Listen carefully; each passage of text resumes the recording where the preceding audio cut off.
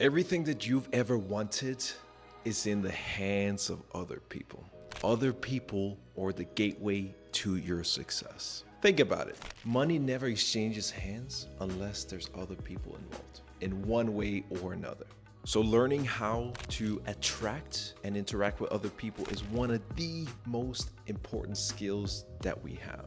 And the great thing is it's a skill that can be learned like anything else.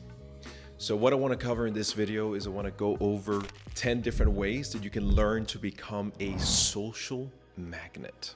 The first one that I want to cover is that you want to show interest in other people. Have you ever hung out with someone where all they did is they just talked about themselves the whole time? Was that someone that you wanted to go and hang out with again? Probably not, because at the end of the day, the person that we care the most about is ourselves. So if you meet someone where all they do is they talk about themselves, you're gonna be bored and you're gonna want to move on with your day. Of course, you don't want to force yourself to be interested in other people.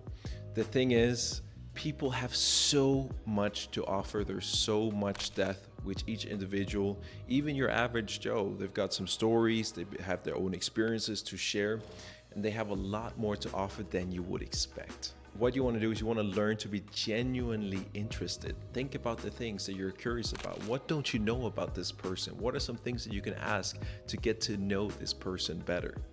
Think about those things, and it's gonna make you more magnetic, more attractive, because you're showing interest in other people.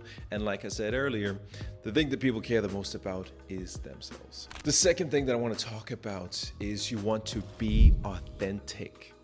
And what that means is staying true to yourself. For example, not to get too political, but let's say you're a Kabbalah supporter and you're in a group of people who supported Trump.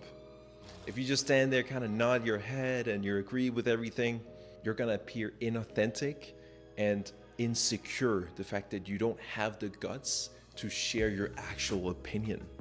Don't be afraid to disagree and say what you actually think. The third thing that you can do to become more magnetic is smile more. And when I say smile more, I don't mean you need to smile all the time, because that's going to be excessive and that's going to be weird. But try to smile more, especially when you're greeting someone brand new and it's a stranger, because what's going to happen is if you smile, it's going to appear more friendly. It gives a more friendly and inviting energy to that other person, so they're more likely to reciprocate. And again, you don't want to force it. You want to try to genuinely be smiling, not forcing it. When let's say you're sad for whatever reason, maybe there was a death in your family, then you definitely don't want to go smiling to people, because that's not going to be authentic. The fourth thing that you can do is you treat people like an old friend. And again, it goes back to that friendliness with smiling more. You want to treat people like there's someone you know, like there's familiarity, because then people feel like they can better connect with you, and they're going to show that same energy with you in return. People, they feel the energy. So whatever energy you emit, they're going to reciprocate with that energy. If you go up to a stranger and you're completely formal and you say, "Hey, Mr. John Smith, it is nice to meet you," just very formal and businesslike, it's gonna be a little bit more cold, because that's not how you genuinely get to know someone. The fifth thing is you want to pay attention to people's body language. Like, let's say you're talking to a stranger in the street and their feet are pointing away from you. That most likely means that they're uncomfortable and they want to move on. They don't want to stay in this conversation, but they're afraid to say it. So you want to be the one to have that emotional intelligence to read their body language and understand where they're at, what they're thinking. Let's say they're biting their nails, then they're probably nervous. Let's say they got their arms crossed, they're closed off and not in the mood to talk. You want to have that social intelligence by watching their body language and knowing what that means. The sixth thing that's going to be important is active listening. To be the best possible listener, you want to focus on the listening itself. You want to pay attention to what is this person saying, focusing all your attention on their words so that you actually are more present in the moment. Because if you're just listening while you're doing other things, you're on your phone, you're texting somebody else, you're not going to be present, and the conversation is not going to flow the same way that it would have if you paid attention and you actively listen to what the other person is saying. The seventh thing is eye contact. When you're talking to someone new, you want to make sure to keep eye contact with them because there's going to be more of a connection. Like let's say you're talking to someone and you're just looking down in the floor, looking away. There's going to be a disconnect. People are not going to feel that warmth because you're not looking them in the eyes. It's going to make you look shy, insecure. So you want to maintain eye contact. Not necessarily stare all the time. It's okay to look away sometimes, because if you're just constantly staring, that's going to be weird too. But you want to maintain eye contact for the most part so that there's going to be more of a connection. The eighth thing that I want to talk about is you can use people's name. Do you know what people's favorite word is? It's their name. So if you use someone's name more, they're going to feel more connected to you because you're using their favorite word and they feel like, hey, this person likes to use my favorite word, so I like to be around this person. So try to remember people's names and use it every now and then. Obviously, you don't want to overdo it as anything else goes, but you want to use people's name so that they feel more connected because again, it's their favorite word in the dictionary. The ninth thing that I want to talk about is you want to be lavish with your praise. And I actually got this from the book, How to Win Friends and Influence People, which is a great book if you want to see a more in-depth and more detailed analysis on how to become more of a social magnet. But the principle is, a lot of people, they go through their life working and never getting complimented on the work that they do.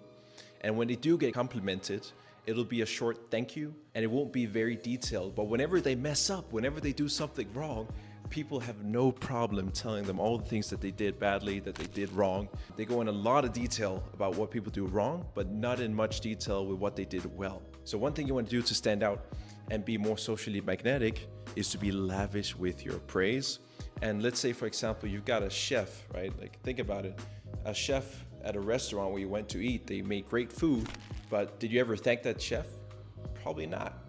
Like when was it? Like you've probably been to restaurants many times without ever thanking the chef. So this chef in the back, he's gone his whole life cooking food for people and he's never gotten a thank you even for doing all that work.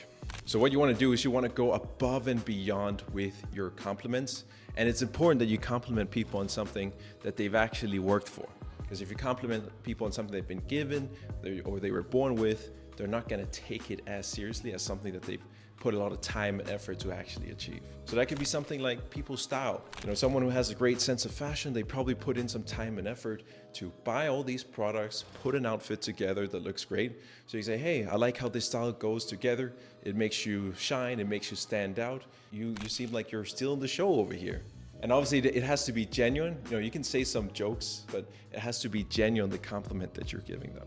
It's supposed to genuinely say the things that you can genuinely compliment them on and go as detailed as you can, because that's gonna make you stand out. And then the last thing, number 10, that I wanna cover is you don't want to get defensive.